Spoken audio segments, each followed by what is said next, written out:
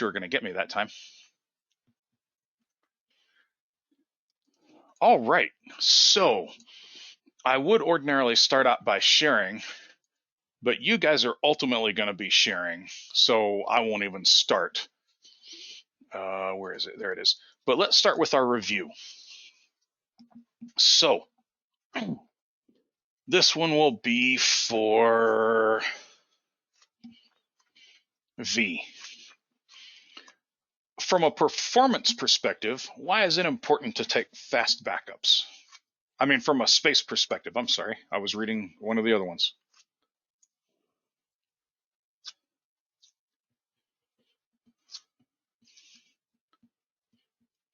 Yeah, so if your backup doesn't complete in time, then there is a possibility that it will hamper your backup schedules, and that will eventually grow the logs, and that will create a space issues. Okay, and why will it grow the logs? Just because your full backup's taking a long time? Because when full backups are running and you take a log backup during the same time, then the log backup is taken, but the logs are not truncated. Ah, okay, excellent. So PC, what is the physical limit for the number of files you can use? If you're taking the straight backup, it is 64. Yeah. How many? 64. Okay.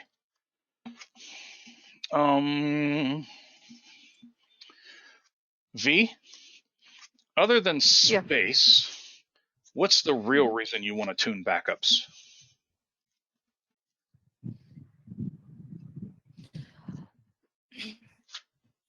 To make your restores faster? Yes, very nice.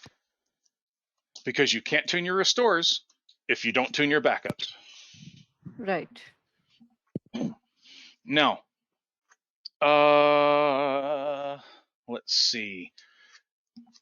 PC, go ahead and start sharing. Okay.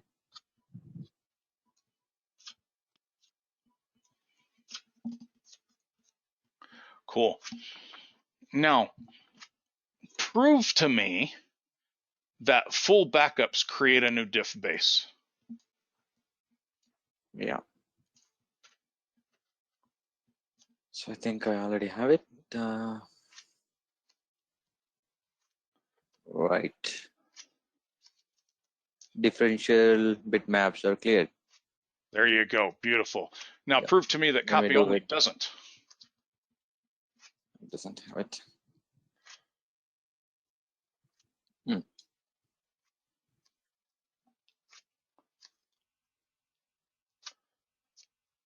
Doesn't have it. Excellent. It's always nice to see that stuff, isn't it? Yeah. Okay, V, it's your turn to share. Okay.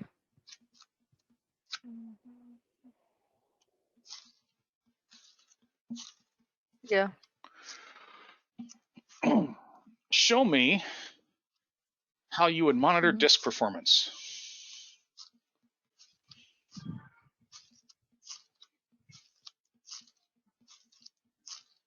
Ah, you thought you were going to get off with a SQL command. Aha.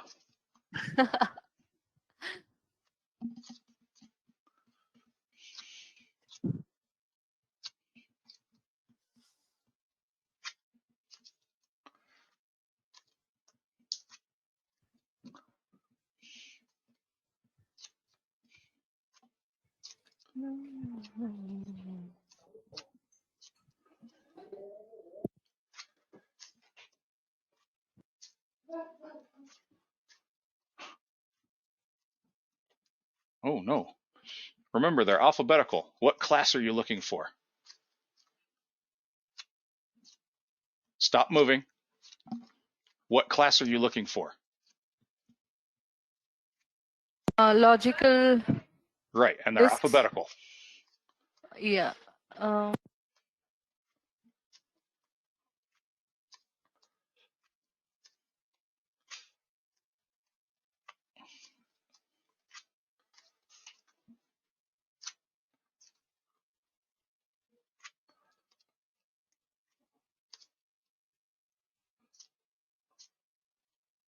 Yeah.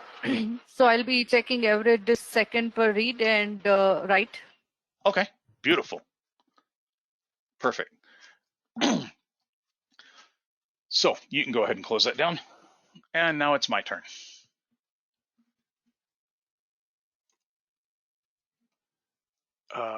Is this the one I want? I can't tell. This is the one I want. Haha. So you should see SQL here. Yes. Okay. Yes. So today we're talking about theoretical limits. And what I mean by that is how fast, in theory, could you make your backups go?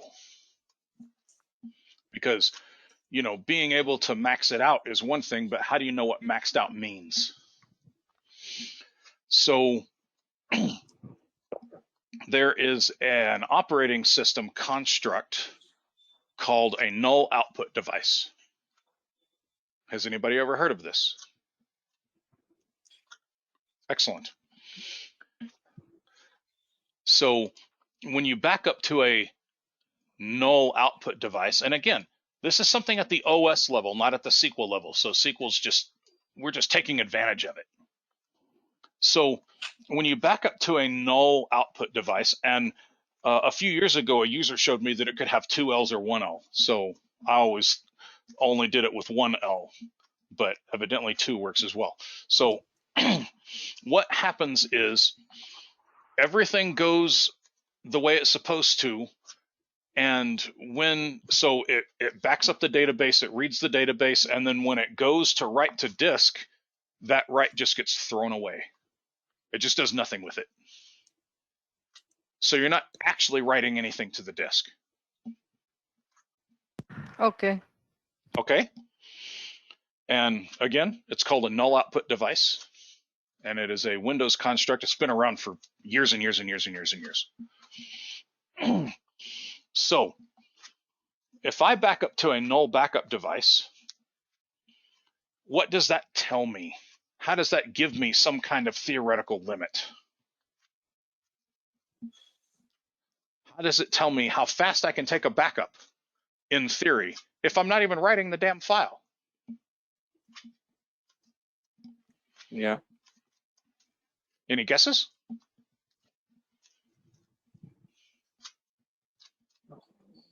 It uses just to baseline how long the backup takes to complete. How can you baseline how long the backup takes if you're not actually writing the file?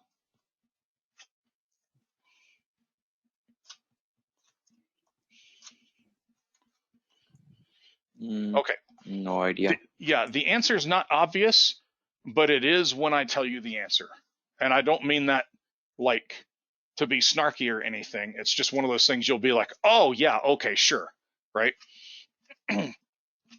So let me sneak up on this a little bit. If you read a book, can you understand what you're reading before you've read it? No. Yeah, that's obvious, right? It's okay. Go ahead and shout them out there when you know them. If you're eating dinner, can you taste the food before you've eaten it?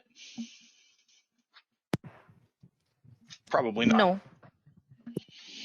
So if you're writing a file, can you write data that you haven't read yet? No. No. Right? So by theoretical limit, without doing the write, what are we actually testing here?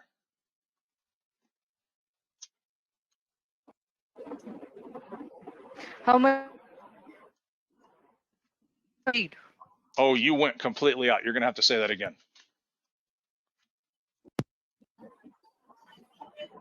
To read? I'm going to assume that you got that right because you keep cutting out really bad. So yes, What we're testing is how fast we can read the database, right? Is that what you said? Yes, yes. Okay, Yes. yeah, whether it is or not, since you were cutting out, the answer is going to be yes, right? Yeah, that's exactly what I said. So PC, can you write the backup faster than you can read the backup?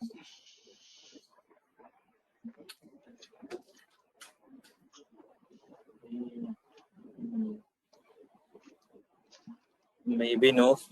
Maybe no?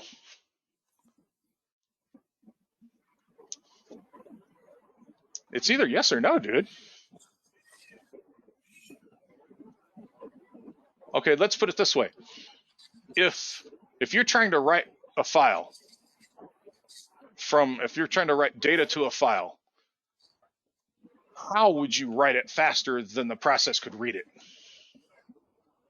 What would you write if Yeah, you're it depends upon writing the faster than it's read? disk throughput. I'm disk sorry? IOs. No. It depends upon the disk throughput No, and it disk IOs. doesn't. No, it doesn't. Okay. So I want you to understand this, all right? So you've got a process that reads data out of a table, right? We'll say the table has 300 million rows in it. And let's say that it reads it sequentially, right? I mean, it just goes through, reads 1, 2, 3, 4, 5, 6, 7, 8, 9, 10, right? And at the current, let's say it's on row 1 million. And that's the row that it just read, right? But it's writing row 200 million. Is that possible? How is it going to write that row without reading it first? It has to know what that row says, doesn't it?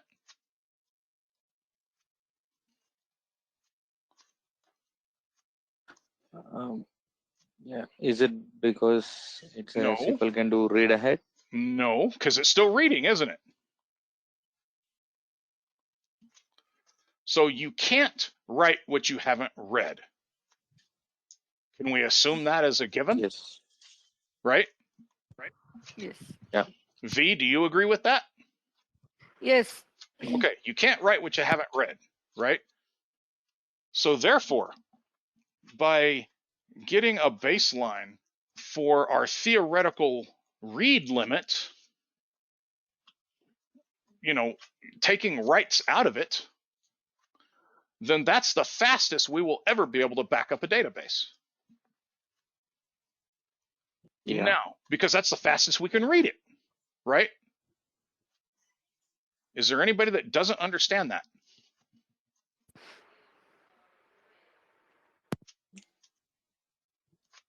Okay, so once we add writes back to it, then things slow down some, right? Because, some of the stuff that PC was talking about, right? You got latencies, you got network latency, you've got resource latency, disk latency, right? So you got different things that get in the way. But regardless, in a perfect world, let's say that the writes were happening in some ethereal thing that didn't rely on disks, right? So that null was completely accurate and there was zero latency whatsoever, right? Then we would be able to back up the database at our theoretical limit. But we can't. But given the conditions that you're working under now, whether it be your database is under heavy load or your database is dead silent, whatever conditions you're in now, however fast you can read and write to a null output device is your theoretical backup limit, because that's the fastest you're able to read under your current conditions. Does everybody get that? Yes. Yes. Okay, so that's what we're going to do now. We are going to see if we can find our theoretical limit. which really measures what, Prashanth? The fastest backup that we can take. Sure, but it Without really writing. measures what? How fast it can read. Yes, we're testing our max read speed, right? Excellent. So let's go ahead and start this. So I'm going to do this one, and this one takes a minute or so. So, you know, and since I don't have stats turned on, we're just going to have to sit here and I don't know, play patty cake or something while we wait for it. So does it count the read plus it writes the memory? I mean, read means that, right? It's written to the buffers at least. Mm-hmm. Yeah, it does everything but the physical write. Okay. Okay. Which means, and I was going to say we'll cover this later, but we got nothing better to do now. Which means that if you do something like take a full backup or a log backup, then SQL doesn't interpret the null backup device as anything other than a backup device. It doesn't really know that it's not a physical device. So it still resets the diff bitmap. It still truncates the log and sets the LSN and all that stuff. So if you back up a database to a null output device, SQL thinks a physical file backup was actually taken. So nothing changes. Because at that point it's already handed off to the OS, and it's the OS's problem to write to the file, right? SQL says, "Hey, I've got this data, write it to this location." Right? So again, that's kind of it's kind of a fire sale in that sense, right? That it passes it off to the function that does the writes, and then it doesn't worry about what happens to it afterwards. Here's what I want you to write. Here's where I want you to write it. The OS says, "Oh, this is a file at this location." Okay, sure, I'll do that. It's not there? Okay, I'll create it. Or it says, "Oh, this is a null device." Okay, never mind. But SQL has no idea that that file wasn't written. Okay, so here's what we've got here. We've got 611 megs per second. It's not too bad. Let's see if we can do better. Let's add some buffers. Yeah. Can we turn on that? I'm sorry? Can we turn on 3004? Oh, why? Just because you want to see that? I see. Okay. We'll do it on the bitmap. Yeah, we'll do it on the next one. Yeah. Okay.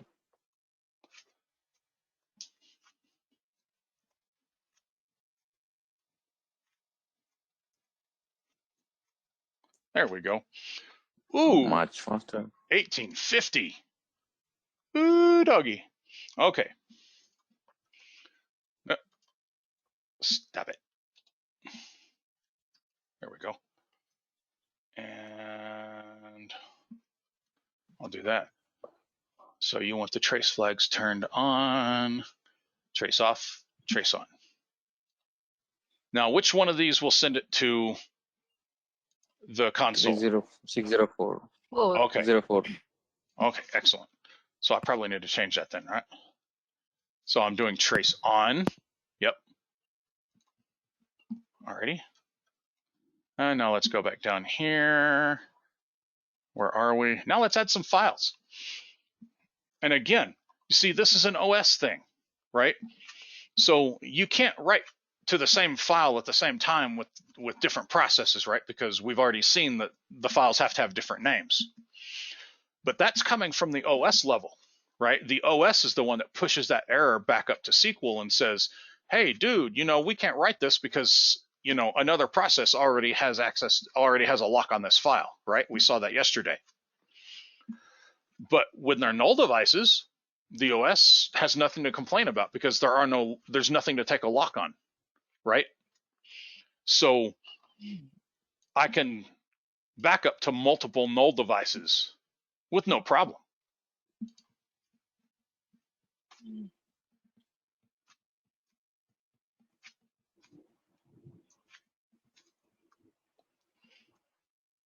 You guys understand how that works, right? Yeah. Backing up to different null devices.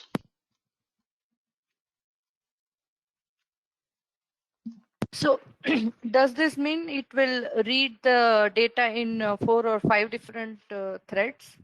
Yes. Okay. And each one of them potentially has a lock. There you go, buddy. Yeah. See, SQL doesn't know the difference. Again, it passes that IO off onto Windows, and then Windows handles it from there, like it should, right? Like we did when we were doing our PowerShell, when we were doing our custom classes in PowerShell, right? Hold on a sec.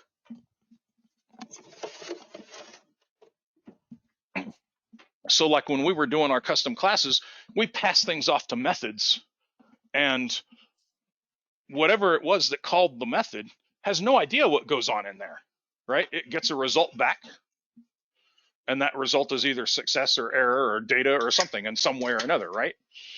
But it has no idea what happened or how it happened. It just knows that it got, a result back, whether that be a success or an error, and then the rest of it is just a black box, right? It's a cloud. And the same thing here. SQL doesn't do the writing of the data. The OS does the writing of the data, and SQL just gets a result back. So when we have a physical file, let's see, there we go. So when we have these physical files here, we write to these physical files, or the OS does, and and if one thread has a lock on that file, then the other threads can't get it. That's why they have to be different names. But with a null backup device, again, SQL's not doing the writing itself. SQL just says, hey, send this data to this file. And the OS says, okay, fine. Give me the file. Oh, right there? Okay, that's nothing. So since there's nothing there, there's nothing to lock, and therefore, you're golden. Okay. Let me see, because I have kind of forgotten. Do we know? Okay, so we did that one next. Okay. Right. So now, oops, I wanted to see our final.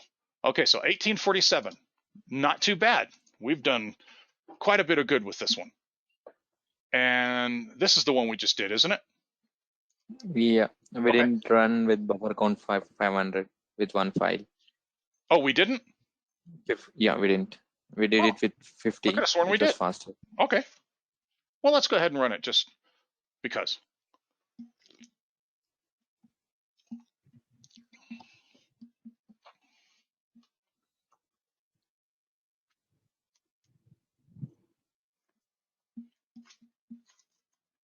With buffer count 50, it was almost same as the Stripe backup with buffer count 1000. No, it wasn't. It was 1800 throughput. It was 600. It was around something. 1800. Oh, with No, 600 was without buffer count. Without buffer count. Okay. Yeah. What the hell? Oh. Maybe we can turn it off. So let's see. Lots here. of scrolling. So here we got 1957. Okay. And now let's do with 20 files. Have we done this one yet? No. I don't think so. No, 10 files. No. Let's do 10 files then.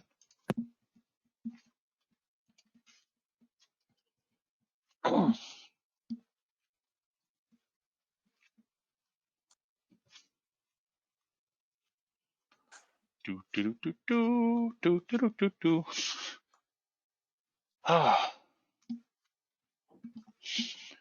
So, are there any questions while we're waiting?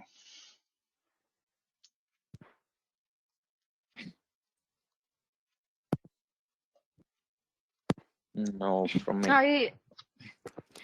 I I have a question.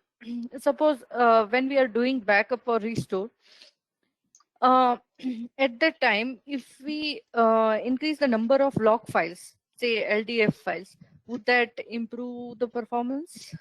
No. No.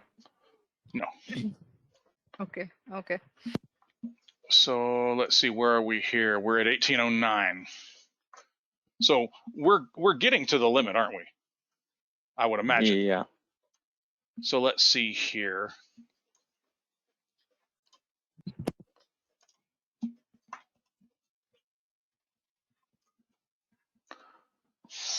And 1,000 is the limit on buffers for this box. So we can't really go any higher. But let's see what we end up with. What was that last one? 1804, something like that? Yeah, something in 1800s.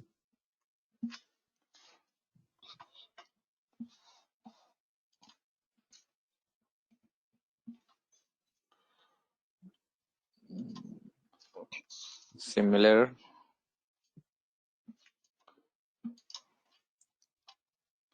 And 1796. Okay, so with this current buffer count, we can't go any higher than say 10 or 15 files, right? We would have to snipe it in here. But you know, this is good enough, right? So this is practically, you know, if you want to do a quick hit, this is the fastest that we could write our backups. If there was no latency in between, it would be in the 1800s, right? Which this is a pretty decently fast SSD, so that's not too damn bad. Now, there is a more, do I want to say scientific way to monitor this? Let me bring this over here real quick. Hold on. I got to get it sized right. There we go. So let's use Perfmon.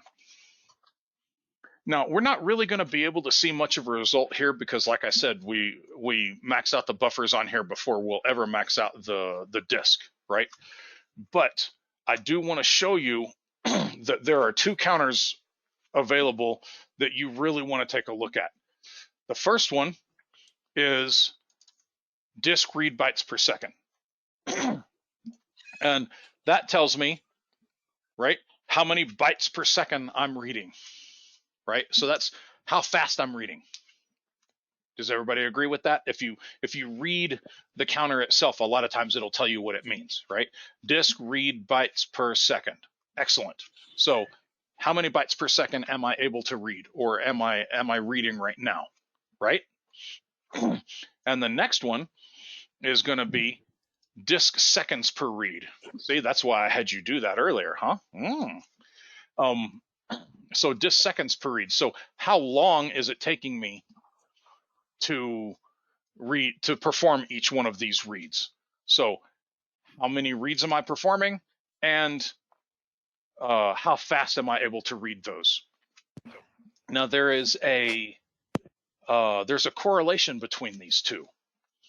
If disk read bytes per second, here I'll highlight it. If this guy right here, as you warm up your backups, right, as they keep going and going and going and going, you're going to reach a point where you can't read any faster, right? Because that's going to be the physical limit of the disk under any given condition. Do you understand that? Because Yes. I like to inch my way into these things. So this is, so at some point you're going to reach the fastest that you can read from this disk, in which case this counter will more or less flatline, right? Because that's as fast as it'll go. Boom. So now we're going to, and there may be some jagged lines up there but for the most part, you're going to flatline.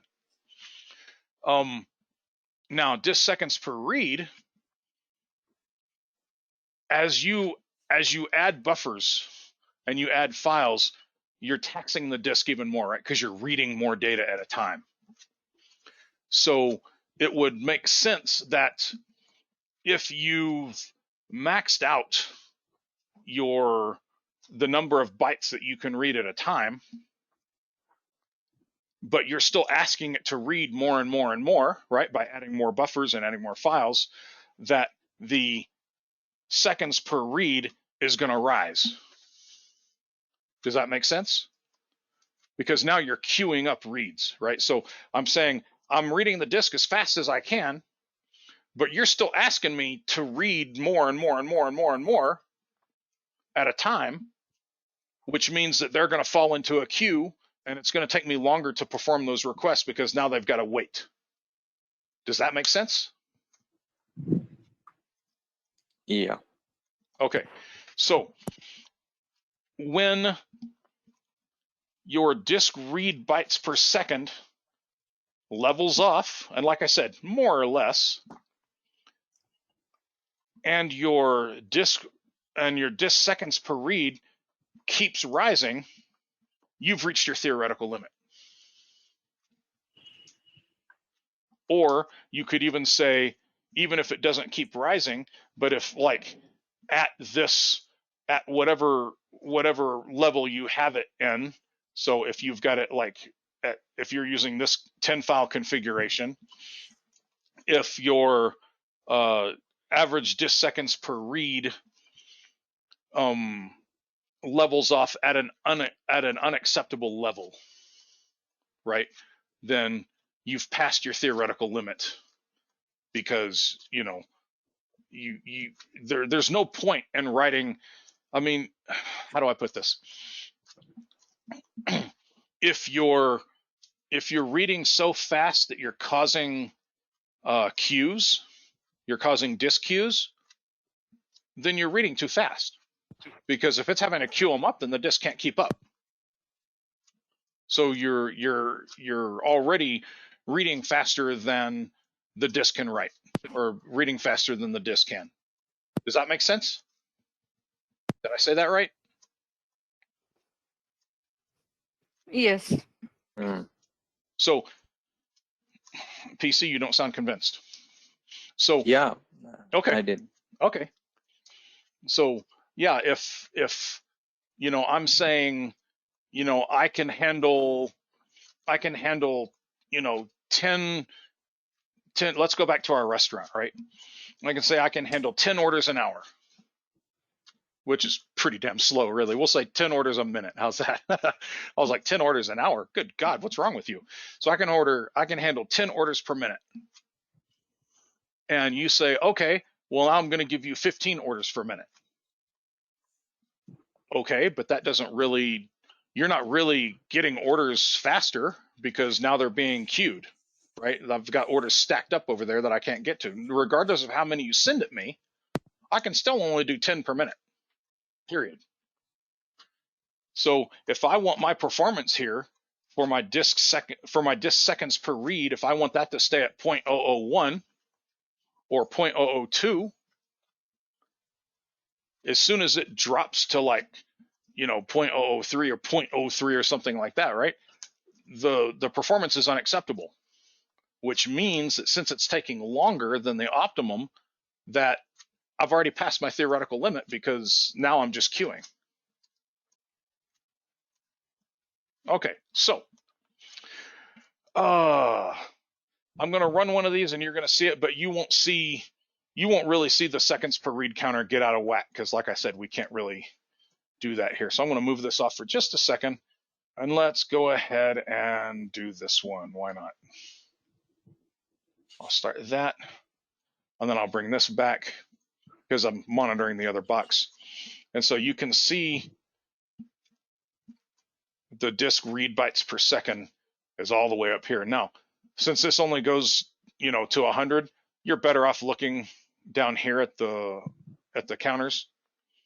And you can see it's around 1900. So we've pretty much maxed that out, right? I mean, it's give or take.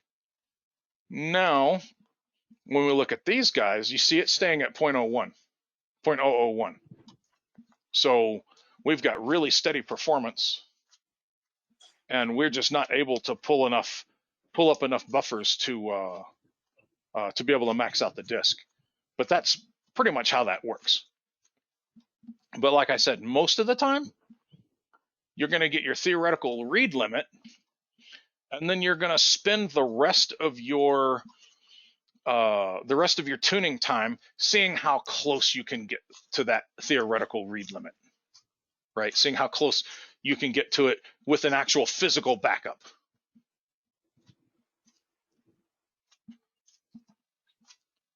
And right this second, that's all I have to say about theoretical limits and backups. I'm going to close down Perfmon. There we go.